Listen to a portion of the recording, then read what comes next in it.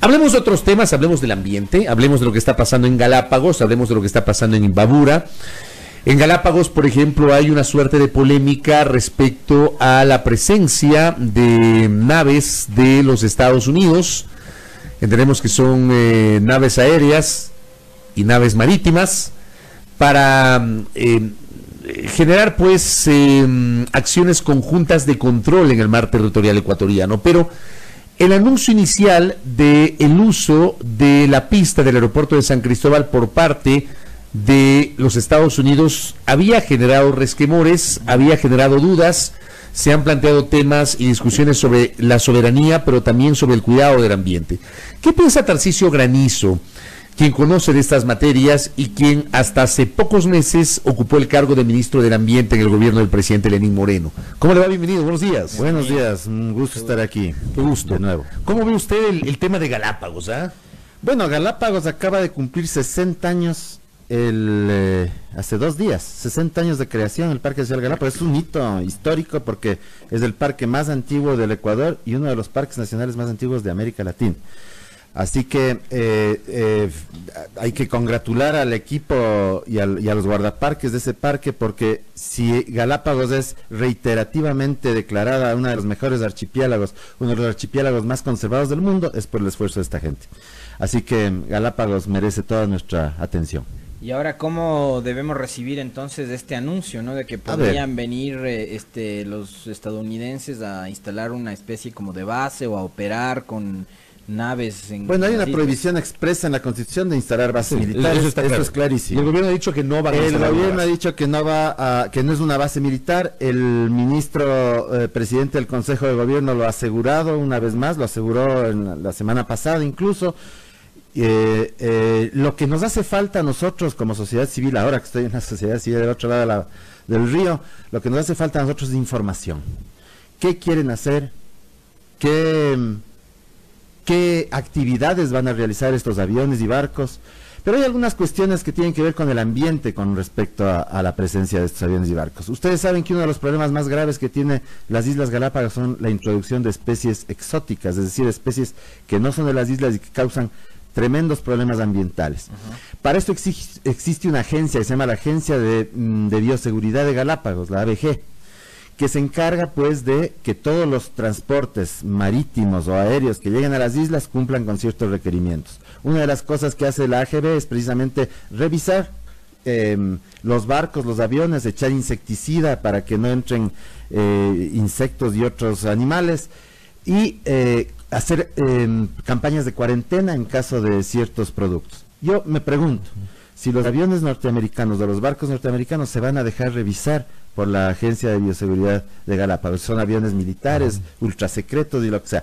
Esas son las cosas que nos hace falta conocer. Es decir, aquí lo que falta es información a la ciudadanía para ver qué mismo es esto, para qué sirve, qué va a hacer y cómo se va a precautelar la biodiversidad de las islas. Ahora, digo, si es por el tema del control del narcotráfico, ¿por qué no utilizar los aeropuertos que están en las costas del Ecuador y no necesariamente las del archipiélago, ¿no? Porque lamentablemente Galápagos ya se ha convertido en una ruta para el narcotráfico, ¿no? ¿Eso es real? Eso es real. Yo he oído que muchos naves pasan por cerca de Galápagos, no digo que entren a Galápagos, sino cerca de Galápagos para surtirse de combustible.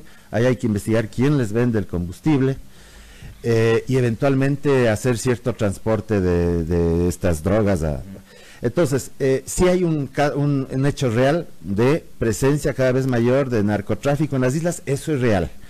Pero yo creo que deberíamos más bien fortalecer a nuestras Fuerzas Armadas, ¿no?, para poder combatir esos problemas. Permítame referir una nota que publicó el 19 de junio pasado el diario El Comercio en su página web.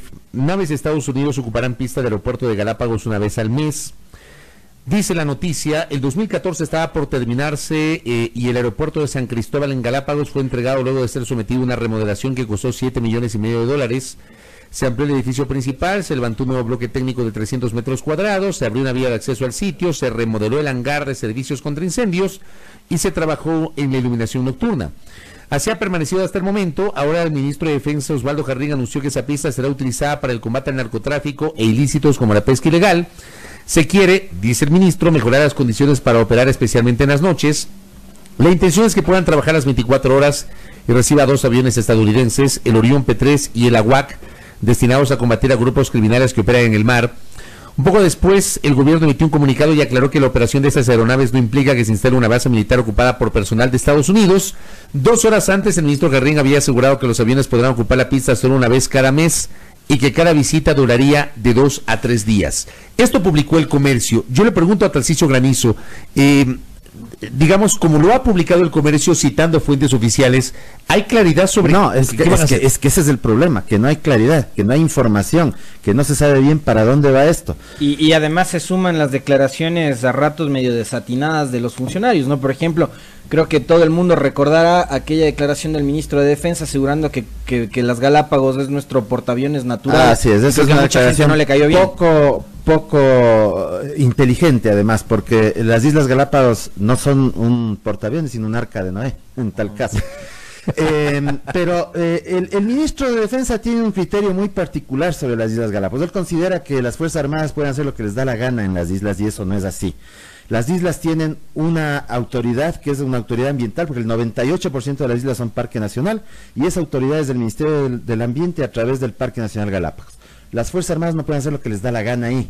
Ellos tienen que sumarse a lo que dicen los planes de manejo, los planes de contingencia, etcétera.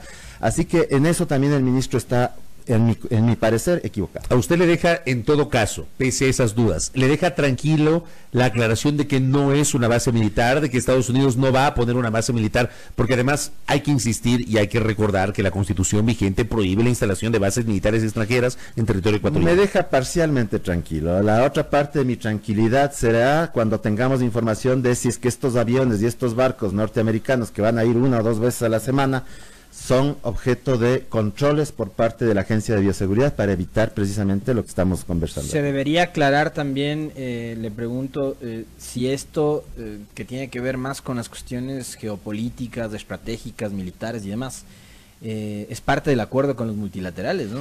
Bueno, eso habría que también preguntar, ¿no? ¿Cuáles son las condiciones que puso, por ejemplo, el Fondo Monetario Internacional para dar dinero al Ecuador, para prestar plata al Ecuador? Eso también es una cosa que tiene que ser debatida y conocida por la ciudadanía. ¿Cuáles son las condiciones que se han impuesto al país? Una muy clara y tal vez relacionada con esta es la disminución del tamaño del Estado.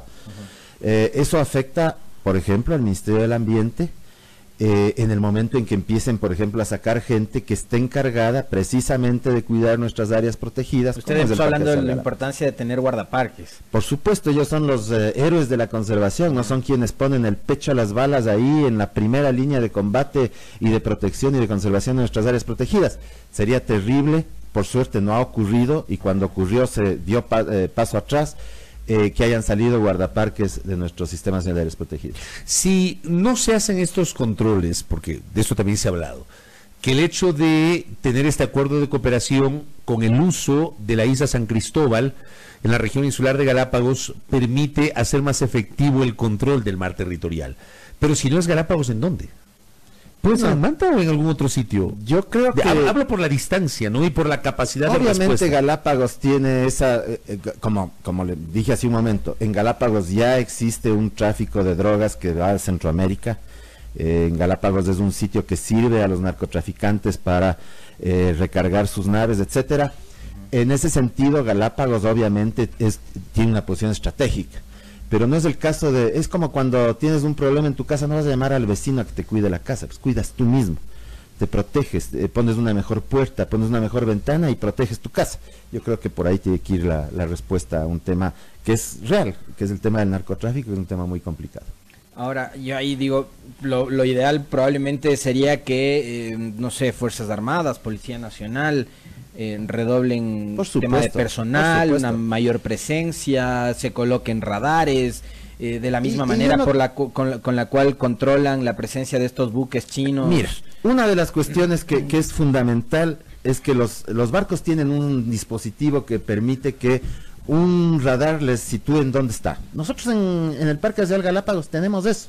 Si el Ministerio del Ambiente, el Parque Nacional Galápagos tiene un sistema como el ECU 911, en donde se ve cada barco que hay en Galápagos qué está haciendo. El problema es que a veces ellos apagan ese dispositivo.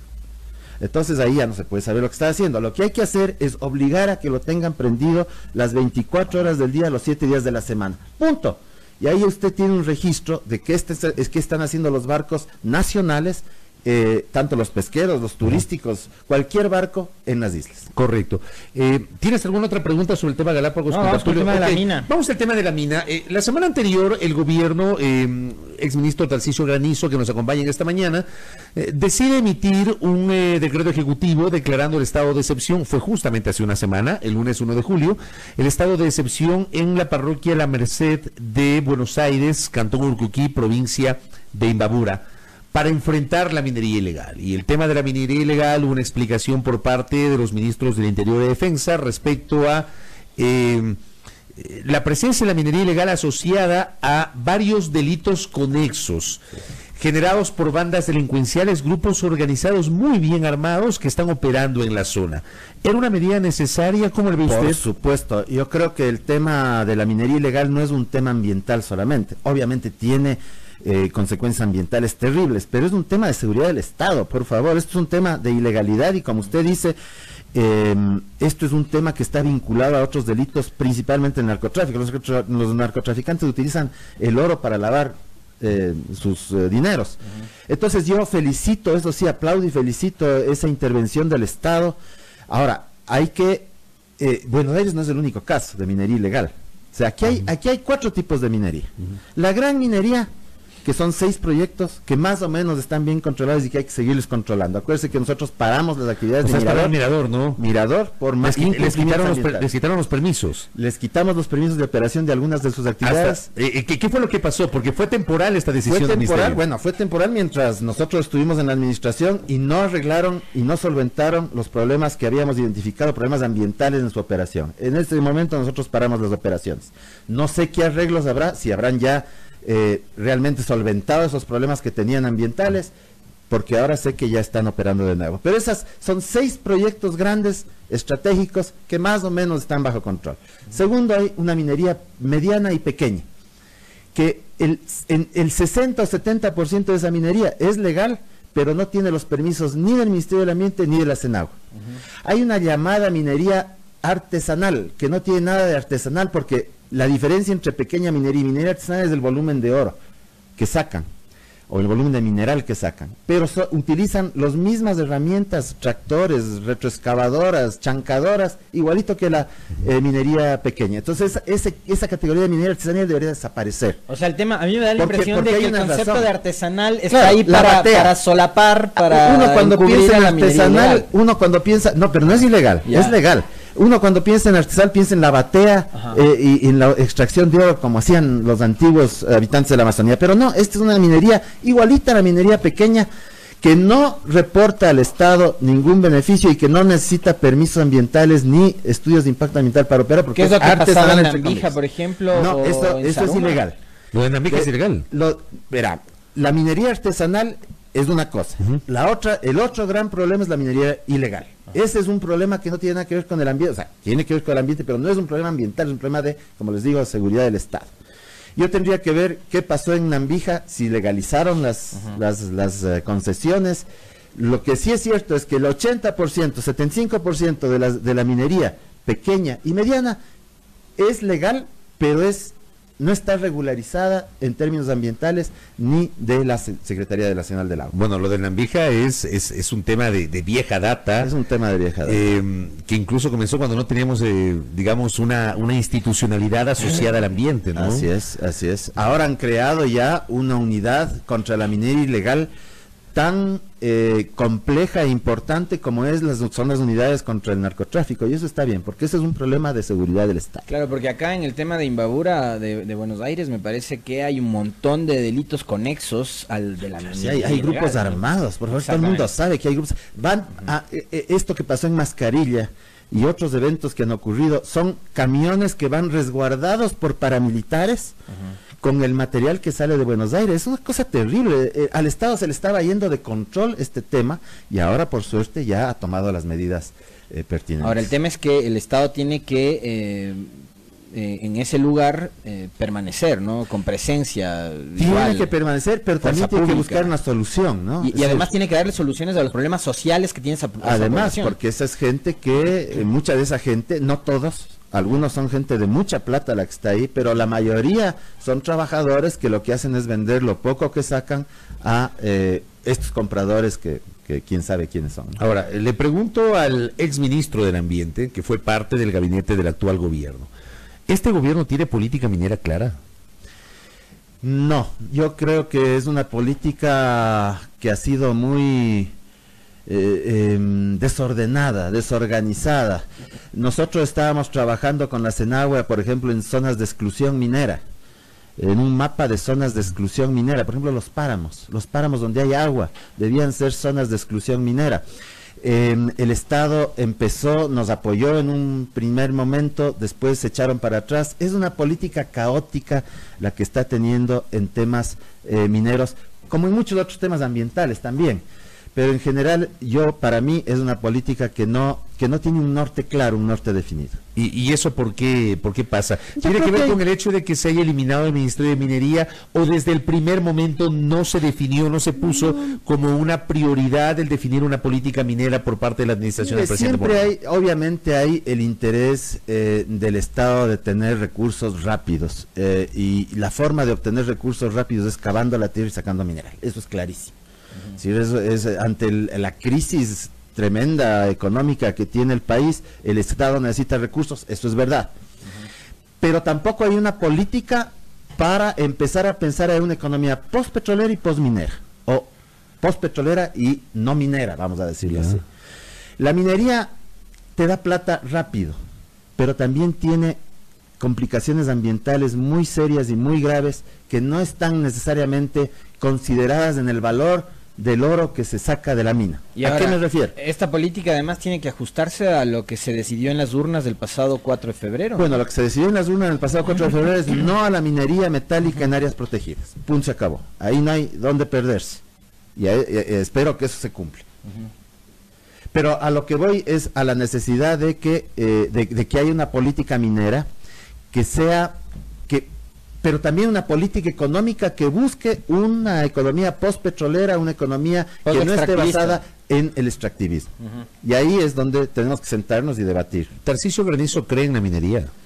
Yo creo que la minería está para quedarse. Yo creo que no es la mejor receta económica para el país. ¿Usted es ambientalista? Yo soy ambientalista.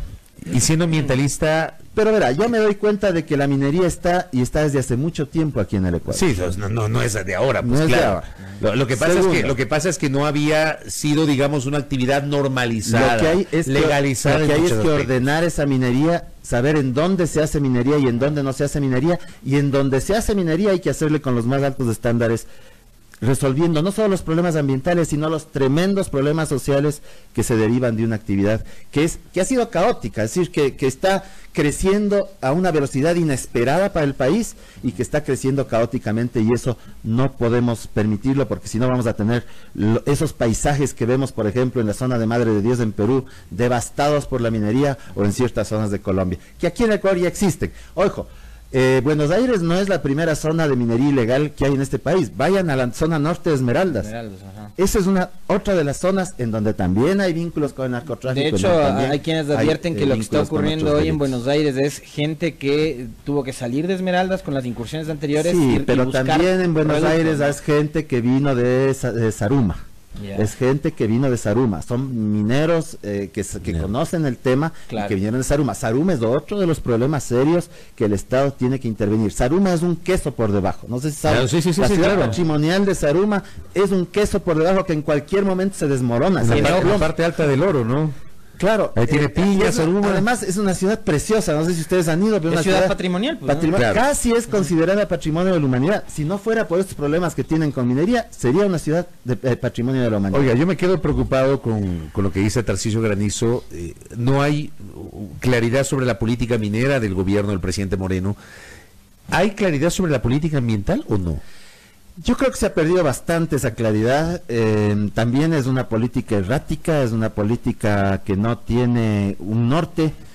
Yo creo que es necesario ahí que el Estado decida qué tipo de modelo de desarrollo quiere para este país. Es decir, ¿quiere un modelo minero o quiere un modelo que vaya poco a poco cambiando esa minería y esa explotación petrolera por otras formas de obtener recursos? Por ejemplo, nosotros hablamos, y ustedes saben muy bien, me entrevistaron algunas veces sobre la bioeconomía. Sí. La bioeconomía puede ser una solución económica, no digo que sea la única, pero es una alternativa, que es utilizar los recursos naturales de manera sostenible para tener ingresos para este país. Yo creo que eso es posible y es muy valioso de considerar.